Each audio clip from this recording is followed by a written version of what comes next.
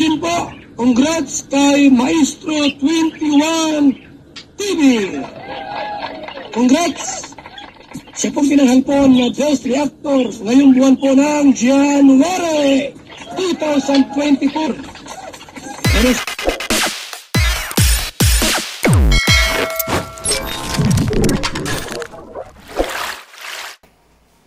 Okay mga kalingap, isang mapagpalang umaga, tanghali, gabi po sa inyong lahat. Kaya kumusta na po kayo? Sana po ang lahat ay nasa mabuting kalagayan at ligtas po sa anumang kapahamakan. Ako po muli ang iyong lingkod, Maestro 21 TV, at sa araw na ito tayo po ay magbibigay po ng reaction tungkol po sa naging damdamin. Sa napanood po natin na damdamin po ni Rose Ann tungkol po sa kanya pong pag-aaral at sinasabi niya doon sa vlog po ni Kalinga Prab na talagang nahihirapan po siya sa kanyang pag-aaral. Naku po, unang araw pa lamang po, hindi pa po tumatagal ang kanilang pasukan, pero heto na, parang sumusuko na po ang ating mga Kalingap scholars. Ano ba ang nangyari? Bakit tila baga sila po ay umaatras na? Hindi pa po natatagalan ay umaatras na po ang ating mga Kalingap Angels. Mga hindi pa po yata handa ang ating mga Kalingap Angels sa pag-aaral, or maaari kayang hindi handa or na misfit ang kanila pong kurso na kanila pong in-enroll. Okay? Baka naman po gustong-gusto nila po yung kurso, pero sa pakiramdam lang po nila yon at hindi po sila talaga doon sa kurso na yon. Okay? So yan ang ating paksa ngayong araw na ito.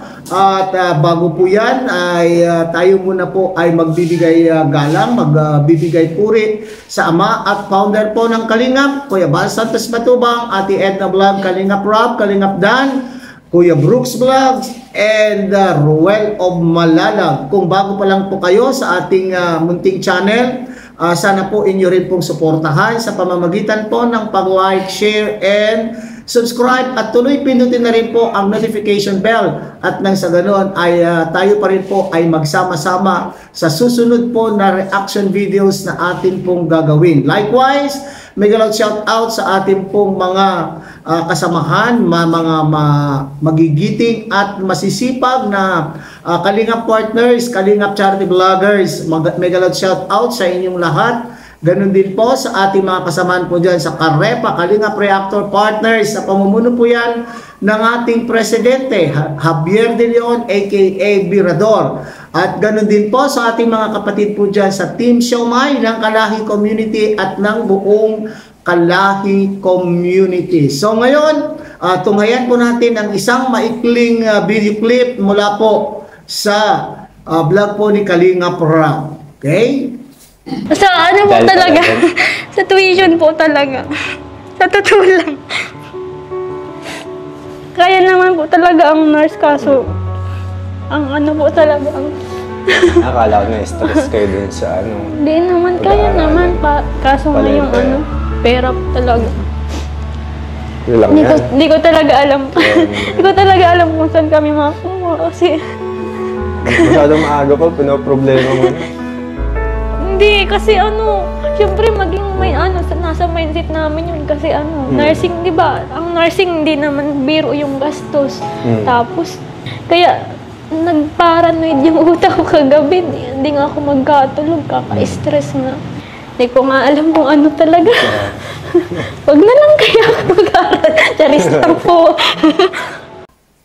So yan mga Kalingap, ang naturang pahayag o damdamin na ipinahayag po ni Rose Ann, at pati na rin po si Baby Carla ay medyo nadi-discourage na rin pong magpatuloy sa kursong nursing. Oo nga po mga Kalingap, mga kapatid, hindi po biro-biro po ang kursong nursing. Okay?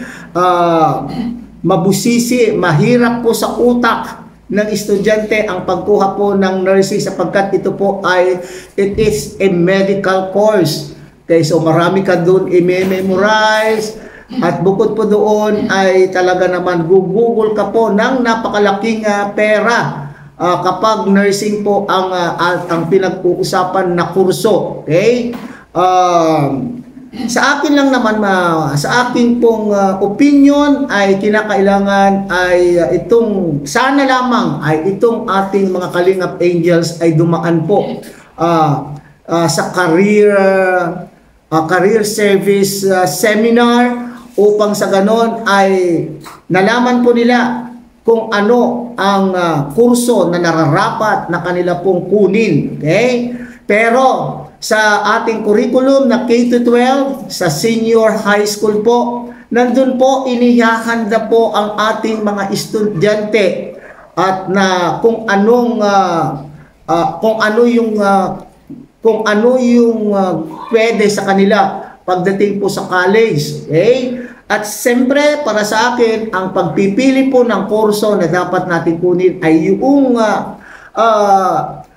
yung madaling ma-employ, okay? Yung madaling makahanap po ng trabaho. Kasi po, sa nakikita ko ngayon, kayo po nga ay mga beneficiaries po ng Kalingap. Kayo po ay nabigyan na po ng magagandang pamamahay o magagandang bahay, pero hindi doon nagtatapos ang laban ng buhay. Mayroon nga po kayong magandang bahay, pero papaano na lamang po kayo matutustusan ng inyong mga magulang, ng inyong pag-aaral? Wala naman po silang mga permanenteng mga trabaho. So, dahil nangako po ang Team Kalingap, lalo na po si Kalingap Rob, na kayo po ay scholars na ng Kalingap, yun po yung panghahawakan po ninyo, pero sana man lang ay isinaalang-alang nyo yung kurso na pwede po, na kayang-kaya po ninyong kuhanin, at siyempre naman, yung madaling ma-employ. Kasi po, ang nursing para sa akin sa panahon na ito, maraming mga nursing graduates po tayo sa Pilipinas na hindi makakuha po ng employment. Kasi isipin po ninyo, ay kakaunti lamang po naman ang mga vacancy, kakaunti ang ating mga hospitals, government hospitals na pwede po ninyong pagtrabahuan. At kung mayroon man po tayong mga private hospitals sa Pilipinas, napakamura lang po ang kanilang pasweldo. Okay? So sana yun po ang ating iisipin din. Okay?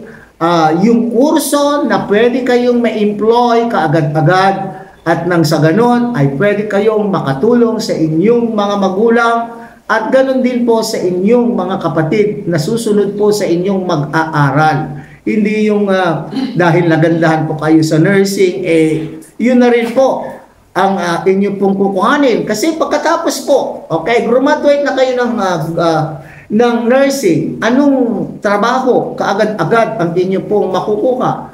Minsan nga, karamihan po sa mga nursing graduates, saan na po sila ngayon? Sila ay nandoon, sales lady sa mga big malls sa Pilipinas.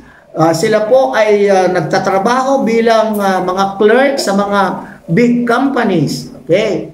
Hindi po nila na-i-apply yung kanila pong tinapos na kurso. So, isaalang-alang natin kung kayo po ay kukuha, kung kayo po ay mag-enroll sa isang kurso, ay yung talagang makaka-employ po kayo kaagad-agad. Gaya po ng mga TechVoc, okay, mga technical vocational courses na pwede po kayo sa mga companies, na pwede po kayong maging office girls, mga ganun, mga kalingap. Yun po yung aking punto. Or dili naman po kaya ay yung education, okay? Sa buong Pilipinas, marami po tayong mga paaralan na pwede po ninyong mapasukan pag kayo po ay graduate ng education. Ngayon, habang hinihintay po ninyo ang inyo pong board examination, result ng board examination niyo, kung kayo po ay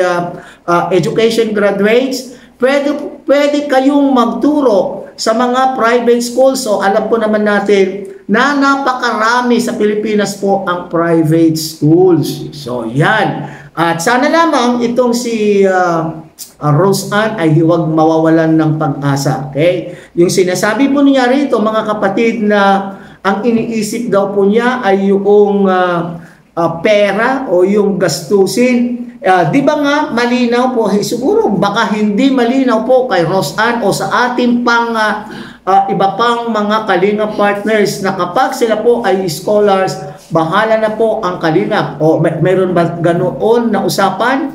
Para ma-assure ang mga Kalinga partners po natin na huwag masyadong magpaka-stress at huwag nilang alalahanin kung ano po yung gastusin po sa kursong na kanila pong pinili. Sana po malinaw po yan.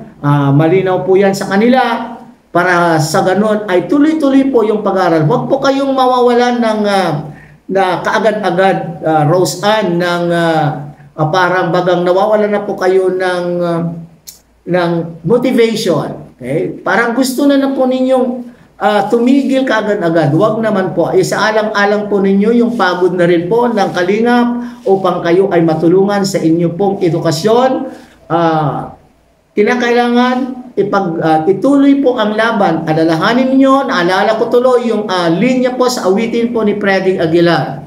Ang umaayaw ay di nagwawagi at ang nagwawagi ay di umaayaw. So hanggang dito na lamang po ang ating reaksyon ngayong araw na ito.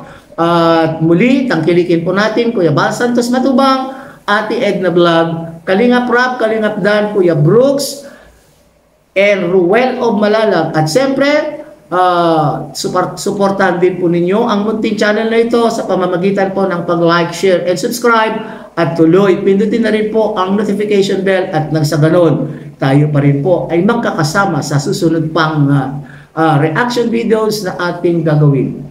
So, magandang umaga, magandang tanghali, magandang gabi po sa inyong lahat. God bless and mabuhay po kayo.